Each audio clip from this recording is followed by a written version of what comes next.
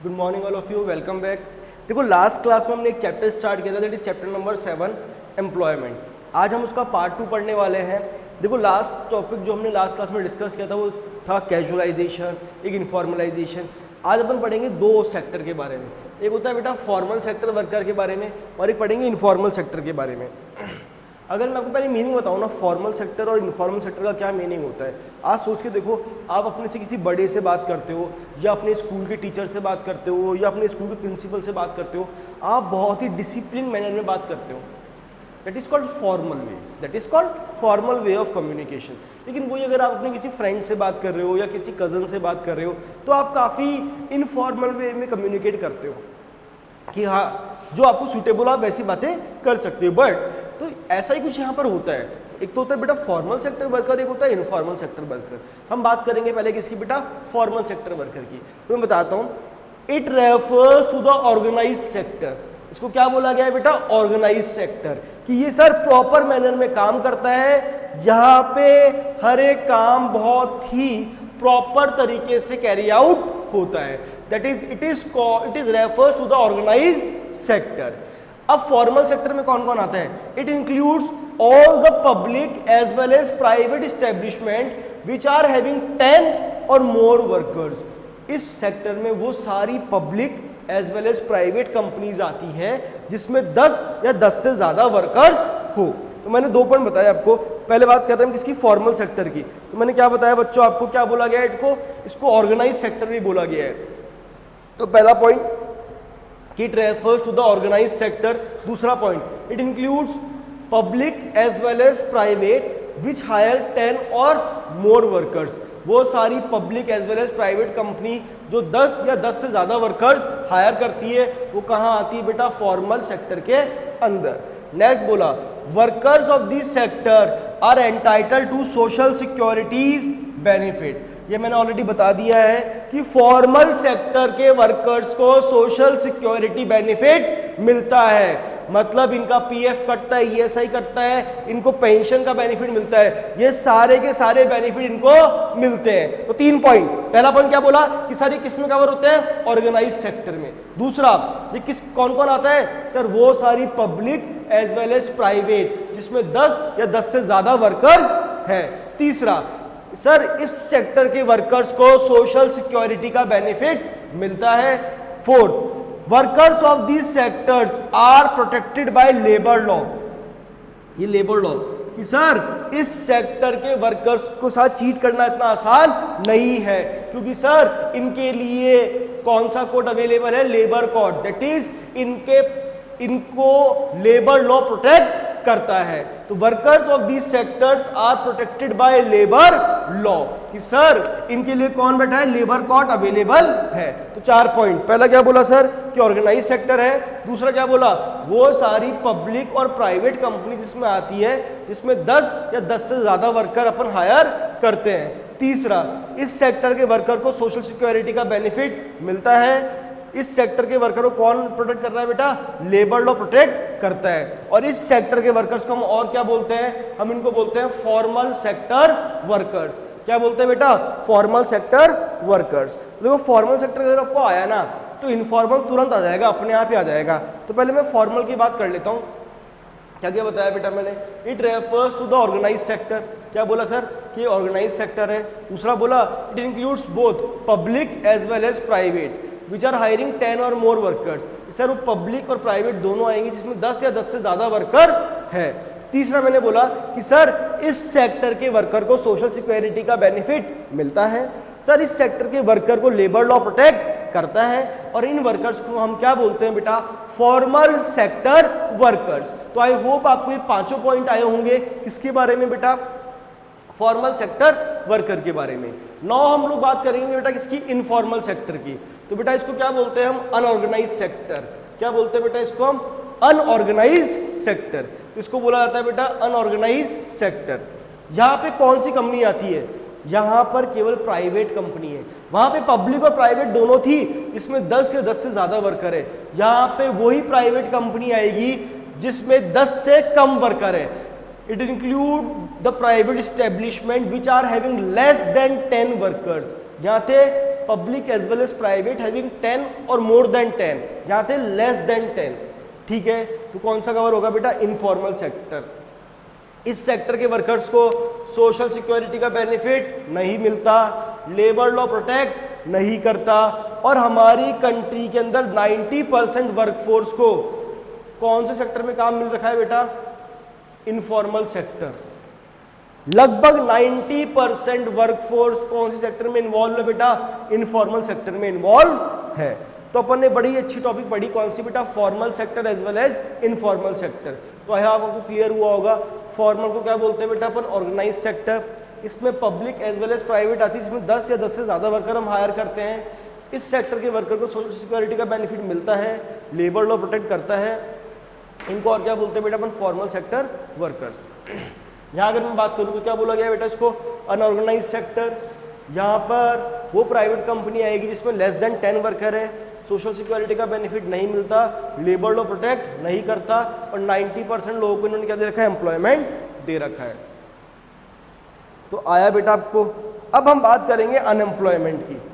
तो देखो, अनएम्प्लॉयमेंट का मतलब होता है जब कोई पर्सन अपनी बेसिक नीड पूरी नहीं कर पा रहा, लाइवलीहुड अर्न नहीं कर पा रहा, मतलब बेरोजगार जो अपन कहते हैं। तो अगर उसको डिफाइन करें अनएम्प्लॉयमेंट को, तो बहुत ही सिंपल लैंग्वेज में अपन इसको डिफाइन कर सकते हैं। बट इंटरेस्टिंग बात पता है क्या है?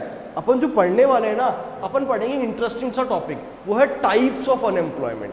सर अनएम्प्लॉयमेंट के भी टाइप्स होते हैं? मैंने कहा बिल्कुल, बहुत सारे टाइप्स होते हैं। अपन 6 या 7 तरीके के टाइप्स पढ़ेंगे अनएम्प्लॉयमेंट के, बड़ा मजा आने वाला है। तो पहले बताता हूँ मैं अनएम्प्लॉयमेंट के बारे में। तो it refers to a condition of employment in which all those who are able and willing to work at the existing wage rate but does not get work. मतलब इसमें वो सारे लोग कवर होते हैं जो काम करना चाहते हैं और काम कर सकते हैं, बट उनको काम नहीं मिल रहा। तो it includes all those person who are willing and able to work at the existing wage rate but does not get work, that is called unemployment. तो अब देखो समझने की कोशिश करते हैं। टॉपिक आता है बेटा types of unemployment.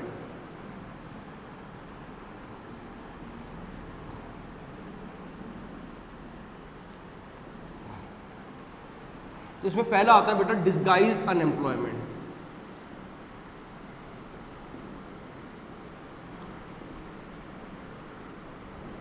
Disguised unemployment, मैं आपके इसको समझाने के लिए एग्जांपल लेता हूं। एक लैंड है, यहाँ पे 9 लोग काम कर रहे हैं, 9 लोग काम कर रहे हैं, और यहाँ पे जो आउटपुट बना ना, वो बनाया इन्होंने 100 टन। कितना बनाया बेटा? 100 टन। कुछ कम ले लो यार, 10 टन, कुछ 10 टन। कितना बनाया बेटा? 10 टन। ठीक है, ये ए पार्ट था, सीन ए। सीन बी की बात करता हूँ। सेम पीस ऑफ लैंड लेता हूँ। इस बार 4 लोग काम कर रहे हैं, और जो उन्होंने आउटपुट बनाया ना बेटा, वो बनाया 10 टन। मतलब सर 9 लोग काम कर रहे हैं, तब 9 लोगों ने मिलकर कितना बनाया? 10 टन। और 4 लोगों ने मिलकर भी कितना बनाया? 10 टन। मतलब कुछ तो गड़बड़ है। मतलब ये एक गांव था, उसमें एक फैमिली थी, उसमें 9 लोग रहते थे। 9 लोग मिलकर काम कर रहे थे, तो 9 लोगों ने मिलकर 10 टन गुड्स प्रोड्यूस करे। अब इनमें से 5 जने की नौकरी लग गई है, 5 जने कहीं बाहर चले गए, बचे कितने? 4 जने। अब वो 4 जन मिलके काम कर रहे हैं ना, तब भी वो उतना ही आउटपुट बना रहे हैं, तब भी वो 10 टन का ही आउटपुट प्रोड्यूस कर रहे हैं। तो अगर सर मैं एक बात बोलूं, तो यहाँ पर जो एक्स्ट्रा 5 लेबर थी, उनकी प्रोडक्टिविटी तो 0 थी। बिल्कुल, मतलब जहाँ पर जो एक्स्ट्रा 5 लेबर थी, उनकी प्रोडक्टिविटी तो क्या थी बेटा? 0 थी। रीजन बिहाइंड दैट, और जनरली गाँव में ऐसा होता था। क्या होता था? एक लैंड पड़ी है, अब उसमें 4 आदमी भी काम करेंगे ना, तो भी काम उतना ही होगा। अब वो लोग क्या थे? फैमिली में 10 लोग हैं, और लोगों के पास काम नहीं है, तो 10 के 10 लोग कहाँ काम कर रहे हैं बेटा? उस लैंड पे ही काम कर रहे हैं बेटा, तब भी आउटपुट तो उतना ही प्रोड्यूस होगा ना। मतलब ऐसी सिचुएशन जहां पर लेबर रिक्वायरमेंट कितनी है? 4। लेबर रिक्वायर्ड कितने हैं? 4, बट लेबर लग कितनी रखी है? लेबर एम्प्लॉयड कितनी हो रखी है? 9। तो बेटा this is called disguise unemployment. जब एक्चुअल रिक्वायरमेंट से ज़्यादा होती है ना लेबर, तो हम उसको कहते हैं डिस्गाइज अनएम्प्लॉयमेंट। सर ये काम तो 4 लोग भी कर सकते थे, तो सर यहाँ पे जो एक्स्ट्रा 5 लेबर थी उनकी जो प्रोडक्टिविटी है वो कितनी आ रही है बेटा? 0 आ रही है, क्योंकि सर वो काम करे या ना करे, करे या ना करे, आउटपुट तो हमारा उतना का उतना ही बनेगा, आउटपुट तो हमारा उतना का उतना ही बनेगा। मतलब देखने के नजरिए से तो वो काम कर रहे हैं, मतलब हाँ कि वो लोग 1 महीना भर काम कर रहे हैं, लगे हुए सारे के सारे लोग, बट उनकी प्रोडक्टिविटी कितनी आ रही है बेटा? 0। क्योंकि अगर वो काम नहीं भी करते ना तो भी हमारा आउटपुट तो उतना का उतना ही प्रोड्यूस होगा। तो हम किसकी बात कर रहे हैं बेटा? डिस्गाइज्ड अनएम्प्लॉयमेंट की। पढ़ते हैं, देखो डिस्गाइज्ड अनएम्प्लॉयमेंट और हिडन अनएम्प्लॉयमेंट। और क्या बोलते हैं बेटा इसको? और हम बोलते हैं इसको hidden unemployment. It refers to a situation where the number of workers engaged in a job is much more than the number of people actually required। क्या बोला मैंने? number of people engaged in the job, काम कितने कर रहे हैं? 9, is much more than the number of people actually required। required कितने थे? 4। मतलब जितने काम कर रहे हो ज्यादा है as compared to the requirement। It refers to the situation where number of people engaged in a job is much more than the number of people actually required। That is even if some people are withdrawn, अगर इनमें से हम 5 लोग निकाल भी लेंगे, then the total production does not fall, तब भी हमारे प्रोडक्शन में गिरावट नहीं आएगी। उन्होंने यही बोला, even if some people are withdrawn from the job, then also total production does not fall। For example, 4 persons are required to do the job of cultivation, but there are 9 persons who are performing the same job। requirement कितनी थी बेटा? 4। काम कितने लोग कर रहे हैं? 9। it means that the productivity of extra 5 labor is 0। कि सर इसका requirement कितनी है? 4, काम कितने कर रहे हैं? 9। तो इसका मतलब जो एक्स्ट्रा 5 लेबर है उनकी प्रोडक्टिविटी क्या है बेटा? 0। तो ये अपन ने पढ़ा बेटा डिस्गाइज्ड अनएम्प्लॉयमेंट। क्या पढ़ा बेटा? Disguised unemployment. बड़ा सिंपल सा पार्ट था, समझ आया होगा आई होप आप लोगों को।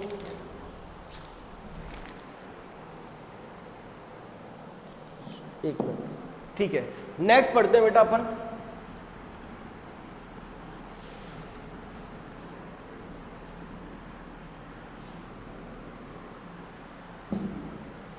Functional unemployment. सर बड़ा अजीब सा नाम है।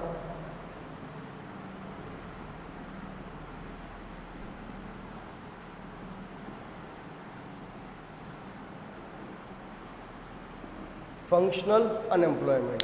अगर मैं इसकी बात करूँ तो ध्यान से देखना भाई, एक पर्सन था, इसकी क्या हुआ, इसने 1 जनवरी को एक जॉब छोड़ दी।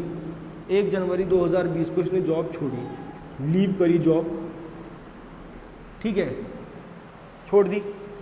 अब इसने नई जॉब ज्वाइन करी,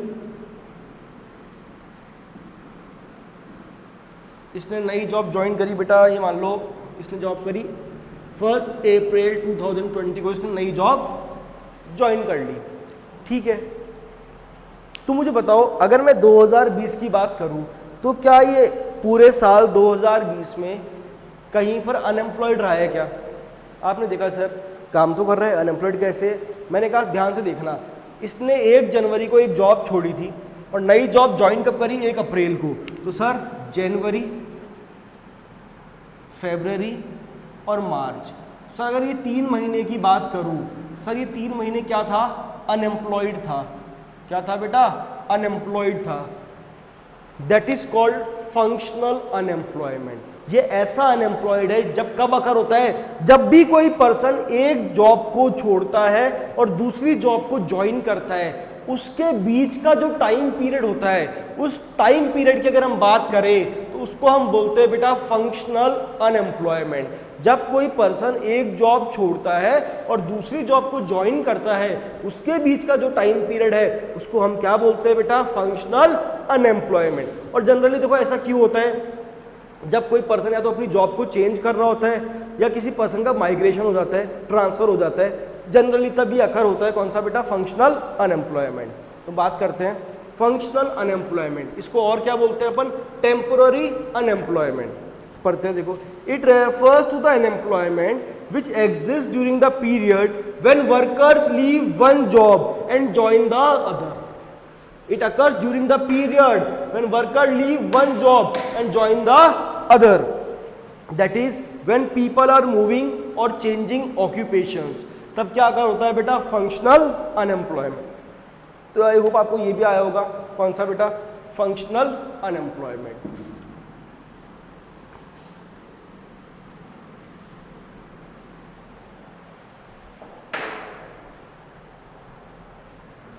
नेक्स्ट हम बात करते हैं बेटा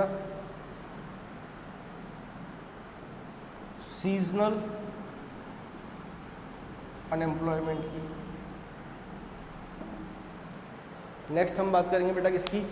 सीजनल अनएम्प्लॉयमेंट.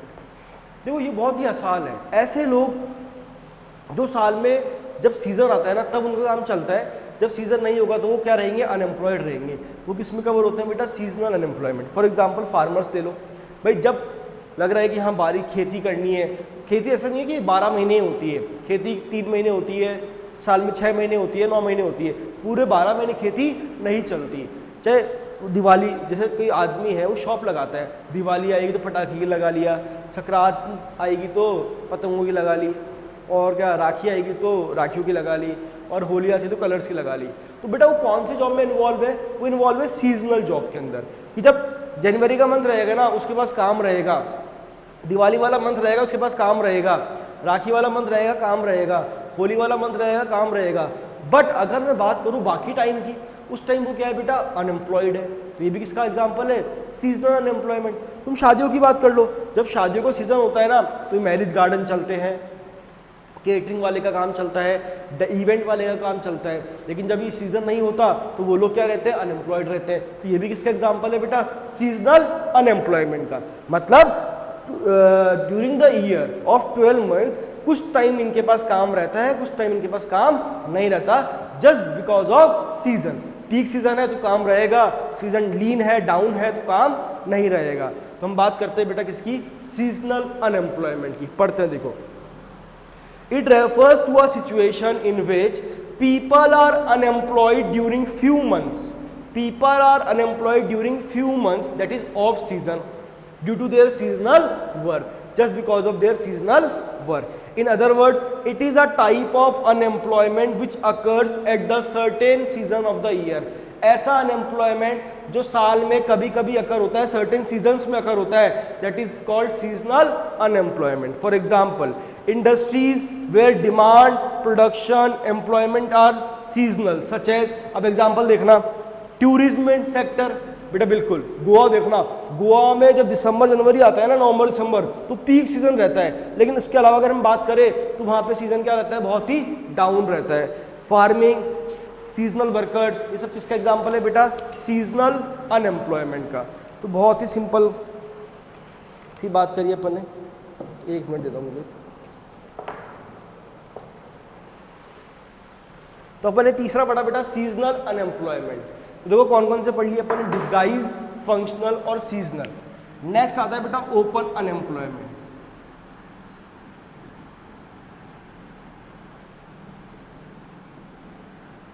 ये आपको आता है, पता है.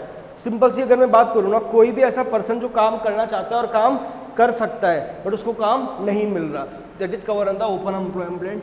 मैंने कहा ये कोई पर्सन है, बड़ा अच्छा सा आदमी बनाया मैंने, he is able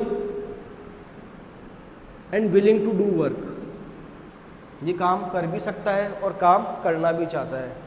eight the existing wage rate, eight the existing wage rate, but he does not get work, he does not get work. तो बेटा ये किसका एग्जाम्पल है? ओपन एम्प्लॉयमेंट का. कोई भी पर्सन जो काम कर सकता है और काम करना चाहता है कोई भी वेज रेट पे, बट उसको काम नहीं मिल रहा, that it is called open unemployment, जो हमारी कंट्री में बहुत ज़्यादा है. लोग काम कर सकते हैं और काम करना चाहते हैं बट उनको काम मिल ही नहीं रहा, then they are the part of open unemployment. सबसे इजी यही था. कौन सा बेटा? Open unemployment. तो बताओ पहला पढ़ा अपन ने डिस्गाइज. उसमें क्या पढ़ा कि sir number of people actually required is much more than the number of people actually employed. That is disguise unemployment. Functional, when person leave one job and join the other, उसके बीच का जो time gap है, जो time period है, वो किसका part है बेटा? फंक्शनल अनएम्प्लॉयमेंट का। नेक्स्ट अपन ने पढ़ा बेटा सीजनल, और फिर अपन ने पढ़ा ओपन अनएम्प्लॉयमेंट। नेक्स्ट पढ़ते बेटा स्ट्रक्चरल अनएम्प्लॉयमेंट।